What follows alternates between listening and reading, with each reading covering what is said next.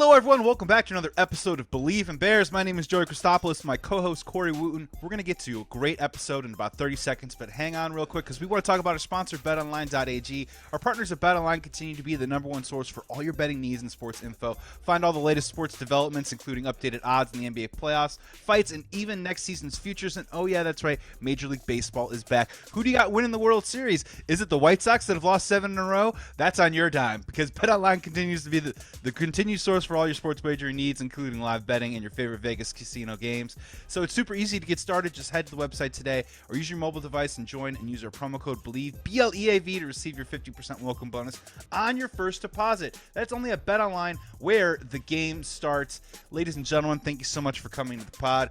We got a wonderful returning guest. Thanks so much for checking us out on YouTube right now. Like, subscribe, and even more important, comment. Let's say hello to my co-host here. He is Fox 32 Chicago's own, former Northwestern Wildcat, former Chicago Bear, Corey Wootton. What's up, Corey? Oh, what's going on, man? Just excited for this weekend. I got Arizona this weekend. Got 5 rounds in 3 days, so I'm excited. The golfing trip. Let's go. He's getting out of town. He's going to hit some balls in the air. And let's bring in our guest right here. He is a returning guest. He is at B96. He hosts Bears Unleashed. And now he is a member of the team of 670 The Score. We're so happy and proud to have him back. It's Gabe Ramirez. What's up, Gabe? Does this mean I'm an expert now, that you guys will actually listen to me when I say things? Yeah, I've always been listening to you, man. I'm joking. You're getting facts, man. Oh, man. Glad to be here. I told you guys I'd always come back whenever you wanted me, so I'm glad to be back this soon. We're super happy to have you back. Yeah, when they give you your credential at 670 The Score, you're like, can I get that in font 48, please? I just want a little bit. I want a little bit of the bigger lanyard. I feel smart. I feel smarter, and I was actually like, can I get Matt Eberflus's number directly? Because I have some thoughts now that I'm a member of 670. Hey, tell him. Speed dial Flus, late at night talks. So happy to have you back, Gabe, because this week it is the NFL draft. Now, the Chicago Bears, they might not be picking on night 1, but they have picks 39 and 48. So day 2, Friday, is going to be a huge day for the Chicago Bears. Corey, man, I want to throw it to you first, man. How do you want to get this started? Just your thoughts on the NFL draft. And then, let's bring Gabe into the mix and let's chop up what our hopes, dreams, and aspirations could be for this Bears team this week. Yeah, well, I'm hoping with the first 2 picks, they address the offensive side of the ball. Give Justin Fields that help. I think wide receiver is a position, and then possibly an offensive tackle or someone that can play a multitude of positions. So I'm looking at your guy Pickens from Georgia. I think that is a big name that's come up. He's coming off that ACL. I think he's a boomer bust type of prospect. And then, I think there's a couple other ways it can go. Offensive tackle, Kenyon Green, guy from Texas A&M. It's kind of old school type O-line. He's played 5 positions out there. And also they're looking at the Tulsa offensive tackle, Tyler Smith, as well. So I think we address those 2 needs and then kind of go from there and then maybe go to the defensive side of the ball. But I think we need to give Justin Fields that help, another weapon, and then some protection. Yeah, Gabe, weigh in on this here. What are, as a Bears fan and as a Bears analyst, what are your hopes and dreams really for these 2 picks at Friday? Are they players? Is it trade up? Is it trade back? What would you like to see? What's the combo?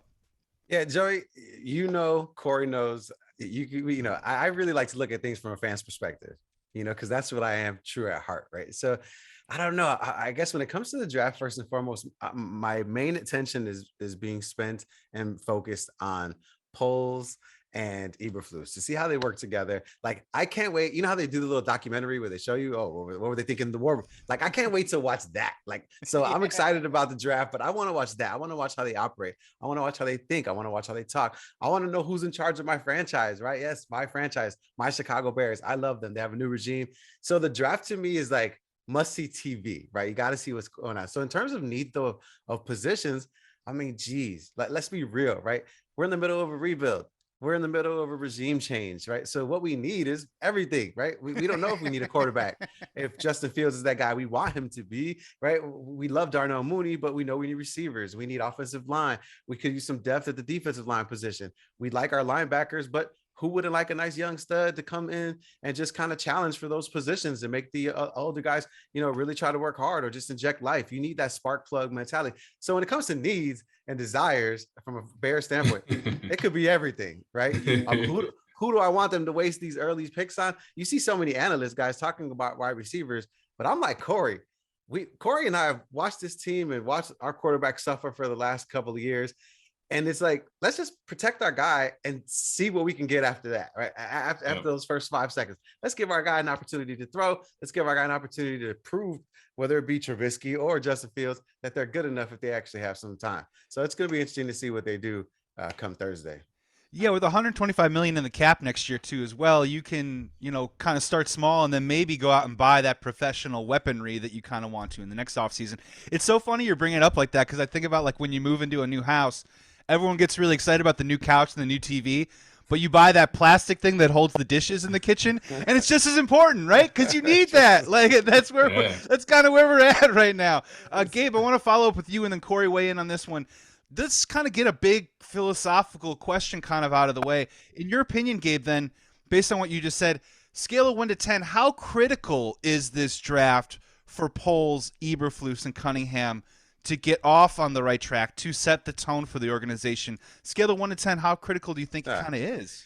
It's just like when you're dating, you hate to admit these things early on, but I personally have a long leash, right? I mean, people make mistakes, right? A GM is never going to bat 1,000, right? They're going to make mistakes. We've seen bad signings in our time, and we've seen, not GM, especially draft picks, right? You're never going to hit on everything. So, I mean, to go into this and be like, he has to get this one right on every single pick, or else I'm then going to doubt what he can do for our organization moving forward. I don't feel like that.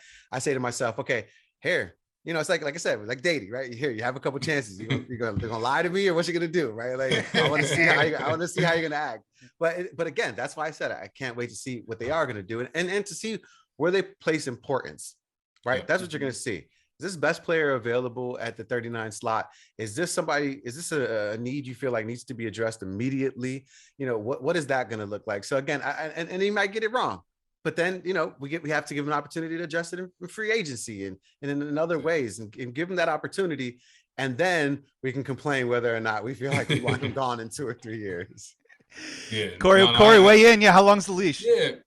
It's pretty long, because I think you can't really truly evaluate this regime until after next year's draft, right? So we need this draft, right? A season to go by, free agency next year, and then we're going to have some first round picks next year. So we're going to have a full draft at that point. So I think that's when you can fully evaluate them. At this point, it's tough, because without that first round pick, it's really tough, because, obviously we'd be probably looking at left tackle, because that's a premium in this position. But hopefully some guys can maybe slide down. And I think they just need to fill the needs, right? I don't care about best available. Right now, we need an offensive lineman, we need a wide receiver, we need a cornerback, and we need a safety. Those are the 4 things in my mind that we need. So we need to address those in the draft, right? Because obviously those holes weren't filled all the way in free agency. So we need to address those, whether it's later picks, maybe a guy that slipped in the draft or whatnot. We need some value, guys that can come in and play at those positions right away. I think that's going to be a successful draft for the Bears. Yeah, and it's going to be interesting to watch. And Gabe, you're bringing up a good point of who they draft and how they draft is also kind of illustrate their style and the philosophy. And I'm with you guys. It's the first year of the regime, right? They're going to get a couple cracks at this thing. The only reason why I bring it up, though, is because, as we just saw with the last regime with Ryan Pace, if you're not too careful and if you don't hit on those draft picks, what ends up happening, right? Mitch Trubisky doesn't work out. You spend a 4th-round pick in future years like with Nick Foles. You spend another first-rounder to get Justin Fields. Draft a guy like Kevin White. You move up to get a guy like Anthony Miller, right? And so it kind of can snowball. You whiff on an Adam Shaheen. You're spending tons of money on Trey Burton. So I just feel like, while it isn't critical, I just think it is really important that they do hit on a couple of these guys, so that when you go into next year with all that cash to spend, maybe you're not necessarily trying to fill all those holes by you can keep your powder dry with the draft capital and the money too as well. Corey, you brought up something really interesting, and I want to throw this to Gabe first, if that's all right. You mentioned George Pickens, a player who I personally love. I was already up this morning reading stuff about how he is the red flag interview guy. Exactly. So if you can help me dispel a couple myths, and Gabe, if you want to go first, when you hear that, Gabe, what comes to mind? I sometimes see these quotes, and it's like, I just think of like it's an old white guy being like, he just doesn't get it. He doesn't understand the game. Does that bother you when you hear that red flag interview stuff? And how do you think you do in those interviews, Gabe? You personally? Man, listen, Corey knows I have a temper, so I'd be horrible. Oh no. What did you say? What did you say about where I grew up? I'm like, what? But again, I mean, listen, I mean, this is the whole point of the NFL draft, right? And that's it's like every owner goes into this like with the gambling mentality. Who do you want to gamble on? And if you see this guy and you like him and you find that perfect moment, you know, in the perfect round where it fits your board, and so for me, you know, when I see a guy like Pickens, you know. And that's the other thing. Like I come from B96, right? We're all about like the gossip and drama. And what I know more than anything else is you want to avoid it at all costs. And we've seen, you know, people that have been in that light kind of just be pushed out of the NFL. But someone's going to take a chance on you, and someone's always going to give you an opportunity. So I wish the best for this guy, and I hope that somebody does give him an opportunity to prove himself, because we all grow older, just like me. If somebody would interview me at a young kid, I wouldn't get no jobs. But now. You know, I'm matured a little bit. Corey knows. Yeah, you got to give people a chance. And I think for Pickens, before the ACL, he was a first rounder, no hands down, right? So I think if he's there in the second round, you got to take him. You got to take that gamble, right, for a first round talent. I mean, I think, you know, like you said, you're at the casino right now, and we're betting if we pick him to be that first round talent there. Hey, I think sometimes kids have to grow up, right? They realize that the world's not revolved around them. I think Eberflus is the right man for the job. Maybe he can get into him and make sure he has that straightened out. And then other guys that are veterans on the team really talk to people. I think that's a key thing. You look at teams that do really well, like when people have gone to the Patriots after getting cut or having issues, right? Those guys on the team, Tom Brady and company, you know, they were mentors to guys like that to say, hey, maybe you need to grow up a little bit, right? Things of that nature. So I think if he's there, you got to pick him. But Corey, aren't we tired of guys getting into fights on the field at inopportune times? Right. And this is something that we're seeing from Pickens, that we've seen. I'm not saying that, you know, again, got to give him the opportunity. But man, do we want that, you know, personal foul in the middle of the playoffs in the second half because you got a grudge against somebody from back in the day, you know? No, we can't have none of that. But yeah, I'm just hoping that he realizes that you can't do that stuff at this level if you're gonna want to. Because at the end of the day, Gabe, in college, it wasn't affecting his bag like that, his money. Right? At this level, it'll affect your money. And I think when you take people's money from them and you realize that, hey, you can't make that, they're gonna be quiet. I think that's the key, right? So that money talks, right? Yeah, and quick follow-up, Corey, in terms of the interview stuff, how long do they interview you for? Okay. And be honest, like kind of pull your BS meter out there. You know, we know about some of the fights with the altercations with coaches and stuff, but in terms of the interview process, how much can you really learn from that span of time?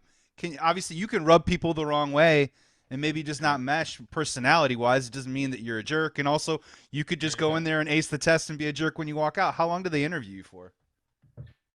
So it's a combination, right? At the combine, that's when everything starts, right? When you have meetings with all the different teams, and yeah, it's weird because some people would just talk about life. Like I met with the Steelers, and I talked to Mike Tomlin, and he was just talking, "Oh, you're Jersey guy." We're just talking, you know, where I went to high school. Did I have any siblings? Like it was real casual, right? Nothing there. Oh, you go to Northwestern. Oh, you must be a smart guy, you know, stuff like that. And then I met with the Lions, and actually the defensive line coach, Chris Korosek, that's now for the 49ers, who I ended up playing with in 2015. He was my D-line coach. But in the combine, he showed all my worst plays and tried to rip me and see how I react, right? To see if you get a rise out of him. You know, and the crazy part is, you know, I was just like, yeah, this is a really bad play. But the next play I made up, I had a sack fumble, and then we recovered in the end zone. And he's like, oh, what you think? You could just outsmart me, Northwestern? You know, stuff like that. So it's just kind of a weird process. Like I know Des Bryant, me and him came out the same year, and there was a lot of buzz about him with the meetings. You know, people were trying to get a rise out of you. I think they were talking about his mom, you know, formerly being a prostitute or something like that, and seeing how he reacted. And in my opinion, I think that's kind of jacked up. You know, talking about somebody's family, something that he had nothing to do with. But I think they just it's obvious too that you're bringing him to that place.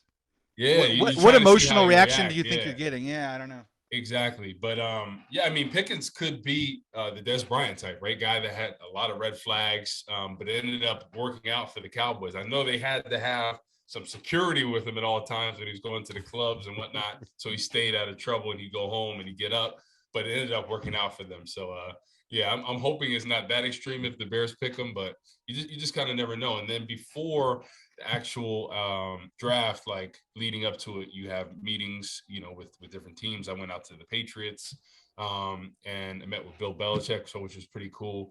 And a lot of times they just want to know, especially the Patriots, they want to know how intelligent you are as a football player, right? So they'll draw up different plays and schemes, and then they'll ask you the same question a few minutes later. Have you draw up everything? And not only your position, but you know, the defensive tackle, the linebacker, the safety, the corner. They want to know what everybody's doing, right? Because they're like, you need to understand how all of this works, right? So it's Corey. I just picture Bill Belichick in the corner like this, and he's like talking to his assistant coach. He's like, have him ask you the next question. Yeah. So I was actually one-on-one with him in his office, and then I met in the position room with Matt Patricia, right? Because they were looking at me as some versatility. Like, you could possibly stand up, you could possibly be a 5 technique, you could be a 3 technique. So we see a lot of versatility. So I was like, man, that would be pretty cool. But yeah, Matt Patricia was kind of on that, you know, show the worst plays and try to rip you and say, this ain't the Patriot way and this will never work. If you're going to do that, you know, you might as well just quit, you know, stuff like that, and see how I react. And I'm like, I know this is a mind game, man. I was raised in Jersey, man, North Jersey, and my coaches in high school were way worse than any coach I ever had. I'll tell you what, they called me every name in the book. They prepared me for this. So when somebody, you know, called me a bad name or whatever, when we got to college, I was like, okay, this is all you're doing? You're just yelling at me? My teammates, some of my boys that you met, they're all like, our freshman year, like, coach is yelling at me, coach. I said, bro, I said, he just yelled at you to do something. I said, my coach called me every name in the book. Right. So this ain't nothing, man. So but funny. yeah, some people, you know, their whole life, they've been taught how good they are. They've never been coached. They've never been yelled at. So when they get to the next level, they don't know how to react. So I think that's why these coaches and these organizations try to do that, because they're going to say, hey, this guy has been ish since he's been a kid. Let's see how he's going to react with it. And that's really what they try to do, get a rise out of you and say, hey, when stuff goes wrong, how is he going to react? You know, is he going to be able to keep his composure? We're talking about no penalties, no 15-yarders, take you out of possible playoff games and things like that. Man, it's a different world. Gabe, I mean, you just signed up on a new job, man. Can you imagine 670 the score, like playing your worst transitions or your worst drops or something, like, to see how you react? Like, what is this? Mully and Hall yelling at me, talking about I'm crap, I ain't nothing. Yeah, that would be. Do you want it? Do you want it, Gabe? Right. But I can see where that's extremely important, right? I mean, I think, Corey, you bring up a fantastic point, is that a lot of these guys are superstars in their own rights, their own respective towns. You know, even their colleges that they went to, that if they're, you know, it's a college town, so they're coming to the NFL. It's a different type of pressure. It's a different type of responsibility, and you have to find a way to test that. And that's it. That I'm not condoning it, but I can see where they would have to test the psyche of someone in that way, specifically seeing how they react to the negativity. You know? Yeah. Another thing real quick is that they would ask people, they're like, hey, you know, you're supposed to be a first round pick. So what are your plans to do with the money? Right. And I think a lot of times they test people to see, you know, financially, how are you going to invest it? Are you going to have a financial advisor? Are you going to have somebody managing your money? Do you plan on budgeting? Things like that. So because, you know, Joey, we talked about this a lot of times, you know, there's a lot of guys that made a great amount of money in the league that are broke, you know, 3, 4, 5 years afterwards. And it's pretty sad, you know? So I think a lot of times, you know, obviously that's not their worry about people managing their money, but they want to make sure they're getting an intelligent person that's going to be, you know, kind of mindful of the little things here and there. First thing I'm going to do is buy a Bengal tiger, sir. That's the first thing I'm going to do. Like, man, real quick. I had guys that literally thought they were going to be first round picks and end up buying a chain, you know, getting an advance from their agent, $300,000. And then they end up falling to the 4th round, signing bonus, $300,000. And then you have to pay your agent, you know, that 3%. And then afterwards you're in debt already when you're supposed to be having the most amount of money you ever seen in your life. So that's the crazy part about it, bro. It just baffled me, man. The funny part is when I first got drafted, right?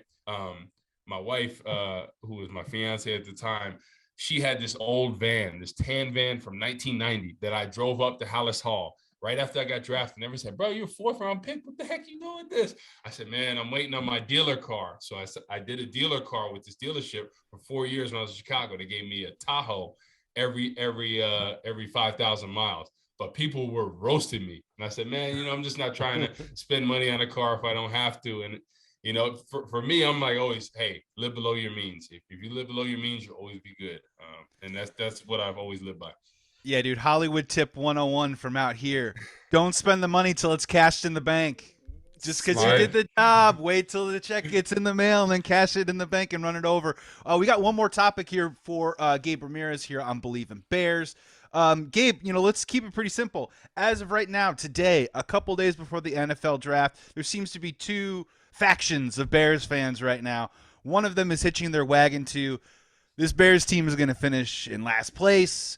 This team's not going to be very good. It's not going to get a lot of wins. And then there's another faction that says, new blood, Eberflus in the house, second year Justin Fields. We don't know what we have yet. This team could still compete and win as many games, 7, 8, 9, as they have the last couple years. As it stands today, where is your heart? Which wagon are you riding right now? Yeah, I think first you got to take a look at last year, because for the most part, you got pretty much the same team, right? So the Bears won, 8 games last year? 7 games last year? 8 games last year? So when you're looking at this season, you're dealing with more or less the same, but when you go through the schedule, right? Because the over-under, I think it's sitting at 7.5. But when you go through the schedule, remember, because we did so poorly, we don't play against the best teams in the NFL per se, based on records last year. So I actually went, Corey, through this with Caitlin Sharkey on the score, went through the thing, and I had the Bears, just so you guys know, going 12-5. That's my home heart pounding hard right there. That was me being ridiculous right there, right? Yeah. But NFC East, let's go. We play them. Right, Look at them, right. Yeah. But I'm more so saying that I do feel, to answer your question, Joey, that we can be kind of like in the same stratosphere as we were last year, right? We're gonna win some games based off the talent of Justin Fields, and we're gonna lose some games based off the inefficiencies that we're still going to see in Justin Fields in the upcoming season, and just the pains and aches and pains of a team that's still finding their identity and their culture going into next year. Can we surprise somebody and win 9? Yeah, sure. Why not? Right. It's the NFL. There's a lot of great players there, and it can be done. But I think ultimately we're going to be in the same space, which I think is very good as a stepping stone for the Bears to move forward. Corey, I know you feel the same way. I could see them I don't know about 12 wins, but I could see them definitely making the playoffs, because it's that same kind of effect. When Matt Nagy came, right? That first year there, everyone's reinvigorated, they're ready to go, and you surprise people, right? When you're the underdog, when no one's expecting anything from you, that's when you rise above. So I can see that for sure. I think the only way we're going to do that is if we draft a productive receiver this year, somebody that can help Justin Fields. And I think that's the difference. Back then we had Allen Robinson, so that helped out Trubisky a lot. But I think we need a receiver that can complement Darnell Mooney, right? And hopefully it could be that guy, George Pickens from Georgia, possibly, or John Mechie from Alabama, something like that. So I think there could be a lot of value there. But I think the receiver position, in my opinion, I think is more important than the left tackle. And people say, "Well, you're crazy," because you could have chip help, you could have tight end chip help, you could do things, you could slide the protection that way to help out that left tackle. But I think the receiver is the most important, and I think they could possibly make the playoffs. So I don't think you're crazy, Gabe. I love when you tell me things like that. Joey, I always think about Homer Hearts pounding, and I just think it's too wild. And then Corey comes in and just validates me, man. I love it. Exactly. I think it's an easy sell, right? I mean, if you're saying Eberflus comes in and has overachieving defenses consistently every single year, that means you keep us in maybe, let's just say turnovers, baby. Turnovers. Yeah, let's say they keep us in the top 10, 12 area of defense, and then if the offense just moves a little bit forward, a little bit closer, I think you're right, Gabe. I think they're competitive a lot of games, and I think to Corey's point, if you get that receiver, maybe you can win that track meet game every once in a while when you're down by 7 in the second half. And finally, we have an exclusive guest here coming in. NFL insider right now. Are the Bears going to trade up? Yeah. She said no to the first round. That's what she said. This is what happens when you work from home, guys. You gotta just grab the 6-7-month-old and just exactly. But real quick, he did a whole show on B96 at home with both the kids. His wife was working at the time, I think. And he had them both in the hand. He's running the ad reads. He's doing the show. Hey, hardest working man in show business right there, Gabe Ramirez, baby. We get it in, baby. Gotta pay these bills. Corey knows he has 2 kids. He knows. Oh yeah, adds up, man. Okay, we don't eat that. Oh man, that's gonna do it for today's episode of Believe in Bears NFL Draft Edition. Today's episode is presented by BetOnline.ag. 50% welcome bonus on your first deposit when you use promo code BLEAV, BLEAV, when you head to the website. Make sure you do it with the NFL Draft coming up, Major League Baseball and the Daily, and the NBA playoffs going on. For everyone else, except for maybe the Chicago Bulls over the next couple of days, but there will be more NBA playoffs moving forward. Got to win one game at home, right, Gabe? Dude, great episode. Gabe, thank you so much for hopping on, man. Great to see you again. For everyone listening, make sure you check him out on B96. And also nightly coming up on 670 Score. Let people know about the showtime, some socials, how we can check out more of your content. Yeah, anytime there's not a Cubs game, check me out on the Score. I'm there at night. And then, just rotating around, filling in, man. You guys catch me on the Score anytime. Corey, great show, man. Great to see you, dude. Take us home on another good pod. Yeah, man, it was always good to have Gabe on again. We got to get him on more and more. He's a dude right there. He's got the 670 to score now. He's killing the game. Excited for this draft, though. Next week, we're going to talk about it, and hopefully I can hop on Gabe's show on 670 to score, talk a little bit about it, too. But excited to see the direction that Poles and company go, because we got a lot of needs that we need to fill, so hopefully we can do that, get Justin Fields some weapons, get some of those defensive needs as well addressed, and excited for the season. I think they're going to surprise a lot of people this year. So excited for that. And we'll get back to you guys next week. Thank you so much for checking out Believe in Bears. Thank you for watching us on YouTube. Like, subscribe, and comment below. This was Believe in Bears. We'll be back next week.